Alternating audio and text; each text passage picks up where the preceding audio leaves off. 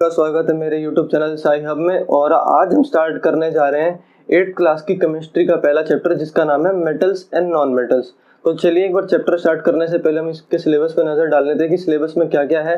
काफ़ी छोटा चैप्टर है, थ्योरेटिकल है, और एक नई चीज़ आएगी आपके लिए, केमिकल रिएक्शंस। तो वो इस चैप्टर में काफ़ी ज़रूरी है। तो चलिए एक बार चैप्टर के सिलेबस पर नज़र डालते हैं। चैप्टर के सिलेबस में सबसे पहले हम पढ़ेंगे इंट्रोडक्शन। इंट्रोडक्शन में हम पढ़ेंगे कि why we need to study metals and non metals. हमें मेटल्स और नॉन मेटल्स को पढ़ने की जरूरत क्या है, और इसकी थोड़ी सी हिस्ट्री भी जानेंगे कि मेटल्स ह्यूमंस ने कब यूज़ करना शुरू करे, नॉन मेटल्स ह्यूमंस ने कब यूज़ करना शुरू करे। ज़्यादा हिस्ट्री नहीं पढ़ेंगे क्योंकि एसएसटी नहीं बनानी, और एसएसटी पढ़ते ही मेरे को पता है सब बच्चे सोने लग जाते हैं, इसलिए हम कोशिश करेंगे कि छोटे से छोटी रखी जाए हिस्ट्री। और फिर हम पढ़ेंगे properties of metals and non metals, जिसमें दो सब पार्ट्स होंगे, केमिकल एंड फिजिकल प्रॉपर्टीज। और फिर केमिकल प्रॉपर्टीज में आ जाएंगे reactions of metals and non metals. Chemical and physical properties इस चैप्टर का मोस्ट इंपॉर्टेंट पार्ट है। यू शुड अंडरस्टैंड, ये सबसे इंपॉर्टेंट पार्ट है इस चैप्टर का, क्योंकि क्वेश्चन इसी में से आएगा पेपर में, जिसमें आपसे पूछा जाएगा differentiate between chemical properties of metals and non metals, और आपको वो प्रॉपर्टीज दे देंगे जिनके बारे में आपको लिखना होगा। और तीसरी सबसे आसान चीज़ है uses of metals and non metals. Uses तो हम बता ही सकते हैं क्योंकि डेली लाइफ में हम बहुत जगह metals and non metals use करते हैं। जब चैप्टर पढ़ेंगे तो इसे थोड़ा डिटेल में पढ़ेंगे। अभी के लिए इतना ही सिलेबस है, काफी इजी है। तो चलिए अब हम स्टार्ट करते हैं अपना chapter metals and non metals. पहली डेफिनेशन है फिजिकल चेंजेस। फिजिकल चेंजेस वो चेंजेस होते हैं जो फिजिकल प्रॉपर्टीज में आते हैं सब्सटेंस की। जैसे आपने किसी बर्फ को पिघाला तो वो पानी बन गई, वो क्या हो गई, सॉलिड से लिक्विड, तो उसे हम बोलेंगे फिजिकल चेंज। फिजिकल चेंज का सबसे अच्छा तरीका है पहचानने का कि कोई नई चीज नहीं बनती, पहले वाली ही सेम चीज होती है। जैसे बर्फ भी पानी है, और पानी तो पानी ही है, वो लिक्विड फॉर्म है उसकी। बर्फ को क्या बोलते हैं, पानी की सॉलिड फॉर्म। तो क्या चेंज हुई, उसकी स्टेट, वो सॉलिड से लिक्विड हो गई। और अगर उसे आप और उबाल देंगे तो वो वाटर वेपर्स बन जाएगी, वो भी एक रिवर्सिबल चेंज है। रिवर्सिबल चेंज होती हैं सारी फिजिकल चेंजेस, इन्हें आप दोबारा से रिपीट कर सकते हैं। जैसे कि आपको अगर बर्फ को पिघालना है तो आप उसमें हीट डालेंगे तो वो लिक्विड बन जाएगी, पानी बन जाएगी, जिसे हम पीते हैं वो पानी। और अगर आप उसे जमाएंगे तो वो बर्फ बन जाएगी, जिसे हम बर्फ का गोला खाते हैं। दोनों सेम चीजें ही हैं, बस उनकी स्टेट चेंज है। और अब इसका दूसरा एग्जांपल क्या हो सकता है, आपने किसी पेपर को फोल्ड करके मरोड़ दिया पूरा, तो वो पेपर की क्या शेप चेंज हो गई, वो फ्लैट से राउंड हो गया, पर पेपर तो पेपर ही रहा ना। और आप उसे आप दोबारा खोल देंगे तो दोबारा फ्लैट हो जाएगा, तो ये भी चेंज क्या हुआ, रिवर्सेबल। और तीसरा सबसे इजी एग्जांपल जो आपको समझ आ सकता है वो है रबर बैंड। रबर बैंड को आपने खींचा और छोड़ दिया, वो वापस उसी स्टेट में आ गया, तो क्या हुआ, ये रिवर्सेबल और फिजिकल चेंज। फिजिकल चेंज की दो इंपॉर्टेंट प्रॉपर्टीज है, वही पढ़ लीजिएगा, आपको समझ आ जाएगा, कोई रट्टा मारने की जरूरत नहीं है। पहली चीज है no new substance is formed. दूसरी चीज, these changes are reversible। तो नो न्यू सब्सटेंस से हम क्या समझे, कोई नई चीज नहीं बनी। आइस इनटू वाटर लिक्विड रहा तो ये पानी, ये भी पानी की दूसरी फॉर्म है, और ये भी। और these changes are reversible. We can convert ice into water by heating, and water into ice by cooling या freezing।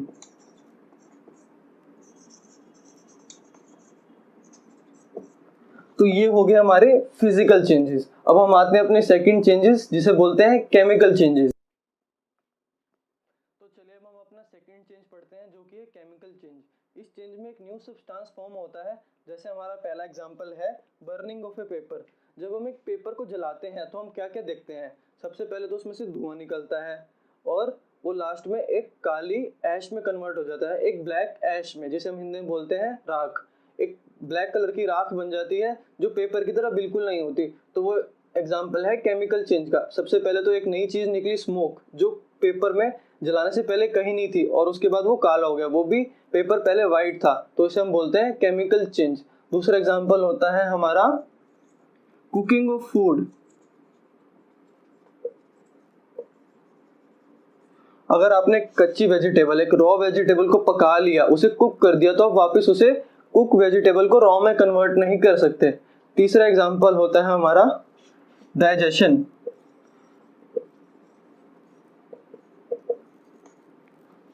अगर हमने एक बार कुछ खा लिया तो हम उसे उसकी पहले वाली स्टेट में नहीं ला सकते, हम कुछ भी कर लें। जैसे हमने अगर आप एक टॉफी खा ली मीठी सी, तो आप उसे वापस खाने के बाद वापस नहीं ला सकते, तो वो भी क्या हुआ, केमिकल चेंज। और तीसरा और फोर्थ चेंज होता है हमारा ग्रोइंग या growth of a child.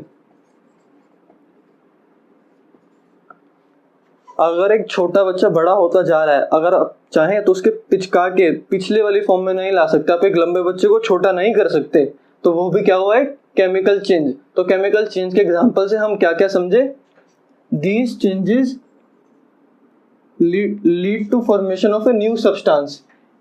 New substance is formed. These changes are irreversible।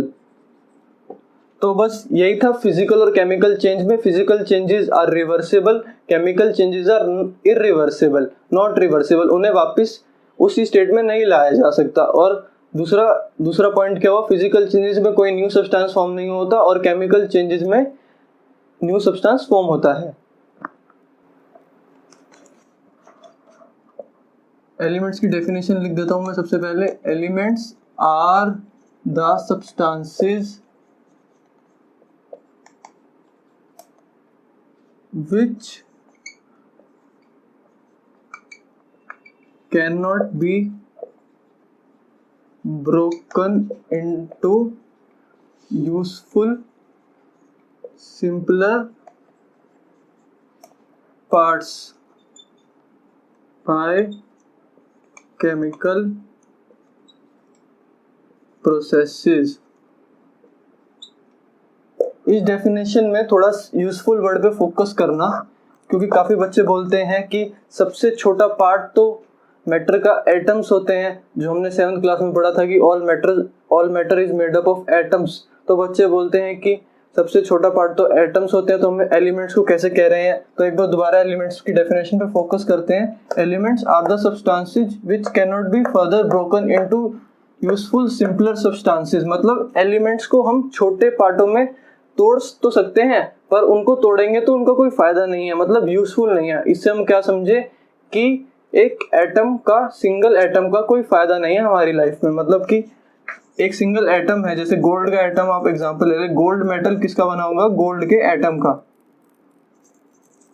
एक सिंगल गोल्ड एटम का कोई फायदा नहीं है जब तक बहुत सारे गोल्ड के एटम्स मिलके लाइन में नहीं लगेंगे, और जब तक वो गोल्ड का एक एलिमेंट नहीं बनाएंगे उसका कोई फायदा नहीं है। और जनरली एक गोल्ड का एलिमेंट एक विजिबल फॉर्म में आने के लिए उसमें ट्रिलियंस ऑफ एटम्स होने चाहिए। ट्रिलियंस तो नहीं, कम से कम बिलियंस ऑफ एटम्स तो होने चाहिए, जब भी वो यूजफुल फॉर्म में आएगा। तो इससे हम क्या समझे कि सिंगल एटम का कोई यूज नहीं है। Single atom has no use. Although वो बेसिक यूनिट है मैटर की, सबसे छोटी यूनिट है, पर उसका कोई यूज नहीं है। इसलिए डेफिनेशन में क्या आता है, useful simpler parts by chemical processes. तो अब हम एलिमेंट्स के कुछ फैक्ट्स याद कर लेते हैं। हमारी अर्थ में या यूनिवर्स में 100 नॉन 18 एलिमेंट्स हैं।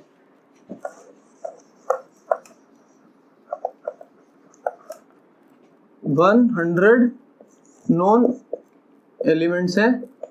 नॉन इसलिए क्योंकि डिस्कवर होते रहते एलिमेंट्स, पहले 100 थे, फिर 105 हुए, फिर 118 हो गए फाइनली, तो और डिस्कवर होते रहते हैं एलिमेंट्स। उसमें से 21 ही नॉन मेटल्स हैं।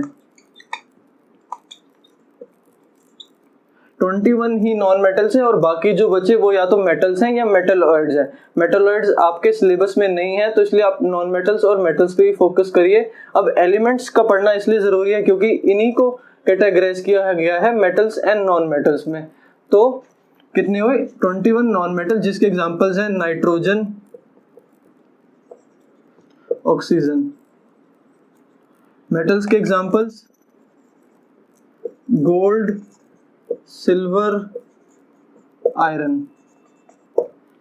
और सबसे जरूरी बात है कि आपको केमिस्ट्री में इनके सिंबल्स याद करने स्टार्ट कर देने चाहिए, क्योंकि सिंबल्स आपको केमिकल रिएक्शन में काफी काम आएंगे, क्योंकि केमिकल रिएक्शंस में आप एज सच नाम नहीं लिखते, उनके सिंबल्स लिखते हैं। तो मैं आपको अभी कुछ सिंबल्स जो बेसिक मेटल्स हैं और बेसिक कुछ हमने जो कंपाउंड यूज करने हैं उनके सिंबल मैं आपको याद करवा देता हूँ।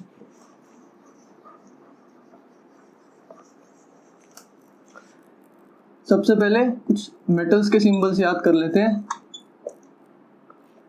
मेटल्स जैसे गोल्ड, गोल्ड का सिंबल होता है AU, गोल्ड का सिंबल क्या होता है AU। सिल्वर का AG, आयरन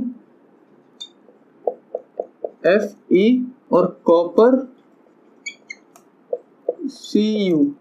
बाकी जितने मेटल्स आएंगे चैप्टर में वो साथ के साथ में सिंबल्स बता दूंगा और आप याद कर लेना।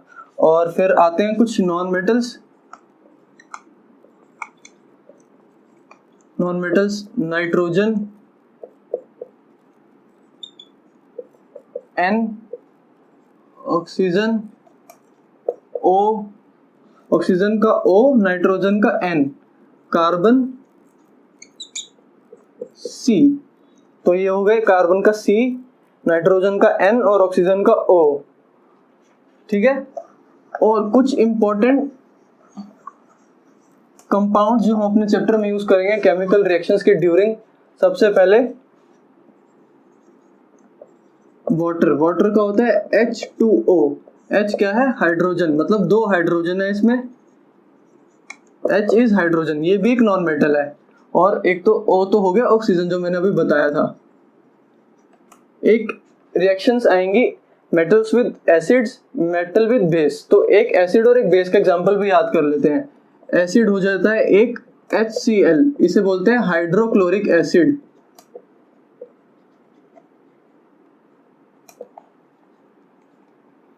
इसमें है एक हाइड्रोजन, Cl है क्लोरीन।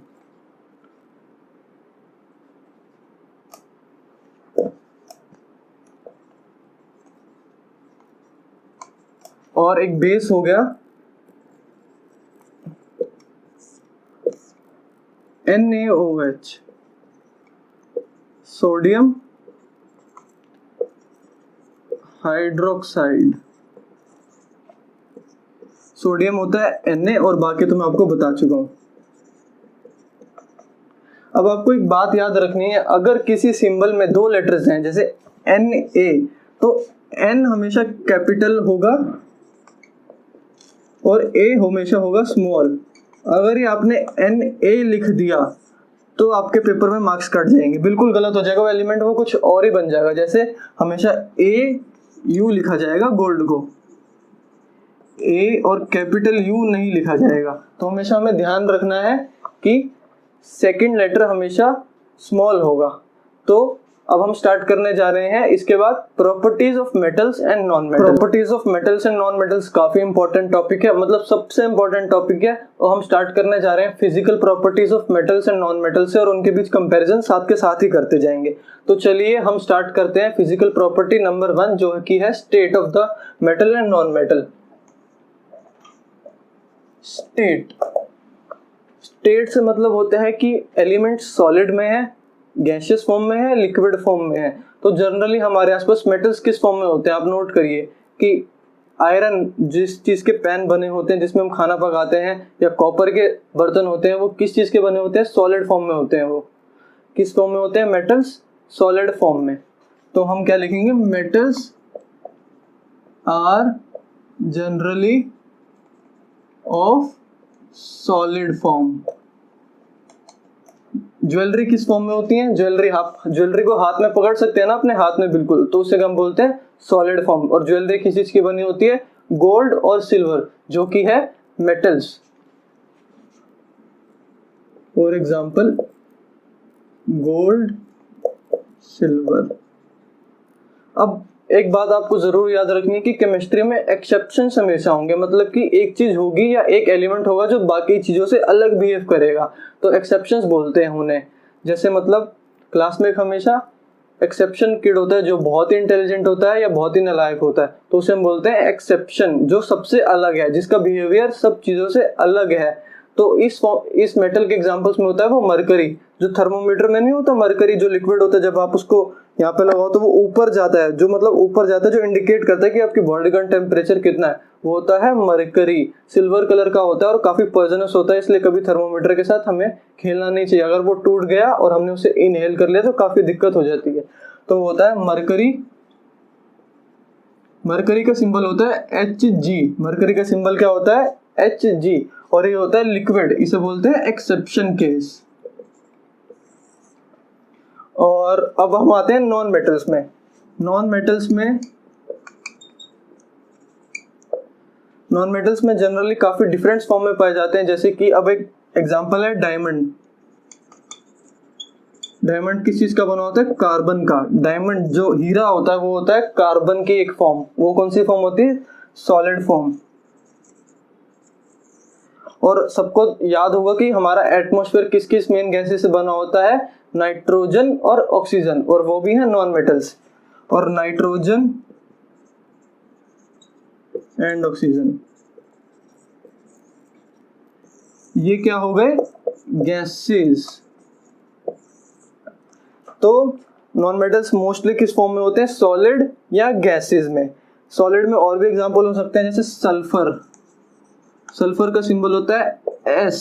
सल्फर भी होता है सॉलिड फॉर्म में। अब नॉन मेटल्स में भी एक्सेप्शन केस तो एग्जिस्ट करेगा ही, क्योंकि केमिस्ट्री है, तो इसलिए अब हम एक्सेप्शन केस पढ़ते हैं। एक्सेप्शन केस है bromine. Bromine is the only non metal जो लिक्विड है रूम टेम्परेचर पे।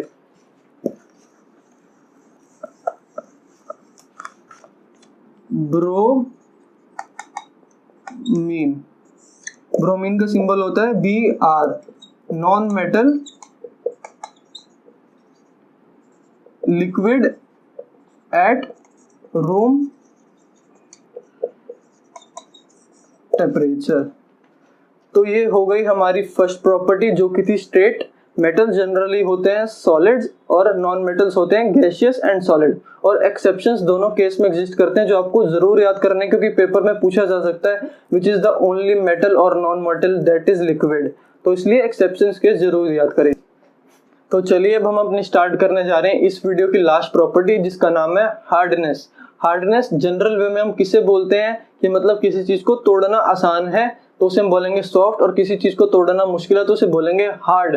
पर साइंस में ऐसा नहीं है। साइंस में हार्डनेस उसे बोलते हैं जो चीज रेजिस्ट करती है स्क्रैच होने से। मतलब जैसे आप किसी चीज के ऊपर नीडल चलाएंगे, नीडल स्क्रैच करेंगे, अगर वो आसानी से स्क्रैच नहीं हो रही है, उसके ऊपर निशान नहीं पड़ रहा, तो उसे बोलेंगे हम कि वो चीज हार्ड है। और किसी चीज के ऊपर आसानी से निशान पड़ रहा है या वो आसानी से कट रही है, तो उसे हम बोलेंगे सॉफ्ट है। तो चलिए हम इसे मेटल्स और नॉन मेटल्स पे अप्लाई करते हैं। सबसे पहले आता है मेटल्स। अब हमारी पहली स्टेटमेंट क्या है? Metals are generally hard. और मेटल्स में भी सबसे हार्ड होते हैं आयरन वगैरह, जो आयरन, कॉपर, ये काफी हार्ड मेटल्स हैं। जैसे Fe and Cu are hard metals. Iron and copper are hard metals. अब मेटल्स में भी हार्डनेस के काफी लेवल्स हैं, तो हम सेकंड लेवल पे आते हैं, जो कि है मैग्नीशियम एंड एल्यूमिनियम। मैग्नीशियम और एल्यूमिनियम थोड़े लेस हार्ड मेटल्स हैं पहले वाले के कंपैरिजन में। Fe और Cu आयरन और कॉपर से थोड़े लेस हार्ड है। Aluminium and magnesium are less hard. ठीक है। Mg मैग्नीशियम का सिंबल होता है Mg और एल्यूमिनियम का होता है Al। मैग्नीशियम का Mg और एल्यूमिनियम का Al। आपका टाइम भी बचेगा अगर आप सिंबल से याद कर लेंगे, आपको पूरे पूरे मेटल्स लिखने की जरूरत नहीं पड़ेगी अपने नोट्स बनाते टाइम। और थर्ड जो है एक्सेप्शन,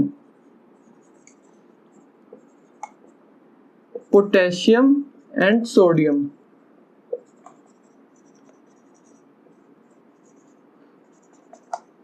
पोटेशियम एंड सोडियम ये है सबसे सॉफ्ट मेटल्स, इन्हें आप चाकू से या नीडल से कट कर सकते हैं आसानी से, इनके ऊपर स्क्रैच बहुत आसानी से डाला जा सकता है। पोटेशियम का सिंबल होता है K और सोडियम का मैं आपको बता चुका हूँ Na। ये है एक्सेप्शंस मेटल में, ये है सॉफ्ट मेटल्स। ठीक है, तो मेटल्स के बारे में यही जानना जरूरी था और सबसे जरूरी है कि आप एक्सेप्शंस याद करें, जो कि है पोटेशियम एंड सोडियम। करते हैं hardness property of non metals. ये काफी इजी रहेगा आपके लिए क्योंकि छोटा सा ही एग्जांपल आएगा इसमें, और सबसे इंपॉर्टेंट है इसका एक्सेप्शन। तो नॉन मेटल्स जनरली सॉफ्ट होते हैं, non metals are generally soft not hard, मतलब इन पे आसानी से स्क्रैच करा जा सकता है। फॉर एग्जाम्पल कोयले को आप हल्का सा भी फेंकेंगे या करेंगे वो टूट के बिखर जाएगा, या नाइफ से कट करेंगे तो वो कट हो जाएगा आसानी से कोल। तो क्या हुआ, non metals are generally soft. और कोल किस चीज का बना होता है, कार्बन का। तो non metals are generally soft. और अब इसका एक और एग्जांपल होता है सल्फर। सल्फर आपने डेली लाइफ में ऐसे तो नहीं देखा होगा, पर वो भी काफी सॉफ्ट होता है और आसानी से नाइफ से कट जाता है। सल्फर का सिंबल क्या होता है, S, और सल्फर भी एक नॉन मेटल है और काफी सॉफ्ट है। अब इसका सबसे इंपॉर्टेंट पार्ट है इसका एक्सेप्शन, मतलब कि काफी बार एग्जाम्स में पूछा जाता है कि विच is the hardest non metal या हार्डेस्ट सब्सटेंस टू एग्जिस्ट, तो उसका आंसर इसी में से आता है। इसका आंसर है diamond. Diamond is the hardest substance to exist, और वो एक नॉन मेटल है, इसलिए उसे एक्सेप्शन देते हैं। एक्सेप्शंस कौन से होते हैं, जो जनरली अपनी ग्रुप की प्रॉपर्टी से अलग प्रॉपर्टी शो करते हैं। तो क्या हुआ, डायमंड इज एन एक्सेप्शन, मतलब कि वो सबसे हार्डेस्ट सब्सटेंस है, ना ही वो मेटल है। अगर मेटल होता तो एक्सेप्शन नहीं होता, क्योंकि सारे मेटल्स मोस्टली हार्ड ही होते हैं, पर वो नॉन मेटल है जो जनरली सॉफ्ट है, इसलिए डायमंड को एक्सेप्शन में डालते हैं। और डायमंड भी हैरानी की बात है कि कार्बन का ही बना होता है। कार्बन का एग्जांपल आप देख सकते हैं, कोल वो सॉफ्ट है, पर डायमंड जिस फॉर्म में वो कार्बन में है डायमंड, वो काफी हार्ड है, बल्कि हार्डेस्ट सब्सटेंस नोन। तो ये काफी बार आपको पेपर में क्वेश्चन पूछा जाएगा, विच is the hardest substance known, तो आपको मेटल लिख के नहीं आना, आपको लिख के आना है डायमंड। तो हार्डनेस की प्रॉपर्टी इतनी ही थी, और अब बाकी प्रॉपर्टीज हम नेक्स्ट वीडियो में डिस्कस करेंगे, क्योंकि 5 प्रॉपर्टीज रह गई हैं और काफी लेंथी हैं, तो वो नेक्स्ट वीडियो में सारी कवर कर लूंगा मैं। तो प्लीज नेक्स्ट वीडियो जरूर देखिएगा, एंड आपको वीडियो मेरी पसंद आई हो तो please like, subscribe and share my channel Sci hub. और नेक्स्ट वीडियो में हम स्टार्ट करेंगे फिजिकल प्रॉपर्टीज ऑफ मेटल्स जो बची हुई हैं।